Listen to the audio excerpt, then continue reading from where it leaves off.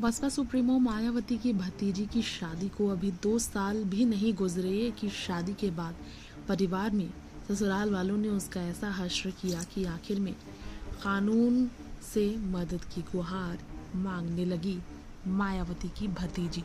दरअसल मायावती की भतीजी ने एफआईआर में कई बातें खुलकर बताई है अपने पति और ससुराल वालों के खिलाफ। दहेज को लेकर उसे प्रताड़ित किया गया, यहाँ तक कि उनके पति ने, मायावती के भतीजी के पति ने, जिसका नाम विशाल बताया जा रहा है, उसने बॉडी बिल्डिंग के शौक में स्टेरॉइड्स का इस्तेमाल किया, जिसके कारण वो नपुंसक हो गया। भतीजी ने एफआईआर में ये दावा किया है।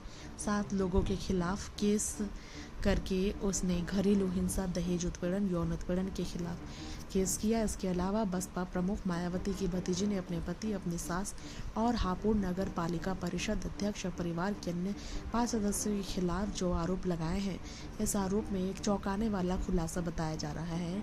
पति विशाल को लेकर यह खुलासा लोगों को हैरत में डाल देगा। मायावती की भतीजी का कहना है कि उसके पति ने बॉडी बिल्डिंग के लिए लंबे समय तक स्टेरॉइड के इंजेक्शन का इस्तेमाल किया, जिससे वह नपुंसक हो गया। इसके बाद उस पर बच्चे पैदा करने का दबाव बनाते हुए उसके साथ जबरन संबंध बनाने की कोशिश की गई।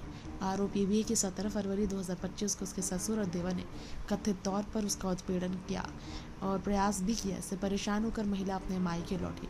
ये भी आरोप उसने लगाया कि पुलिस में शिकायत दर्ज कराने के बाद भी शुरुआत में कोई कार्रवाई नहीं की गई। इस पर उसने अदालत का दरवाजा खटखटाया। पीड़िता ने दावा किया है कि उसके ससुराल वालों ने राजनीतिक प्रभाव के कारण उसकी शिकायतों को शुरुआत में नज़रअंदाज करवाया। इतना ही नहीं, जो सबसे चौंकाने वाली बात पति को लेकर उसने बताई है, वो हैरत करने वाली बात है। एसएचओ मुनीश प्रताप सिंह ने भी बताया मामले में एफआईआर प्राप्त हुई है और मामले में जांच चल रही है, उचित कार्रवाई की जाएगी।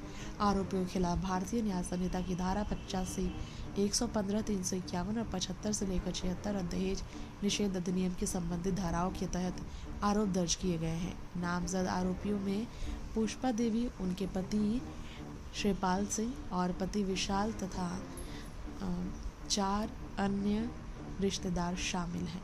नेक्स्ट 9 पॉलिटिकल बाइट से तृप्ति की रिपोर्ट।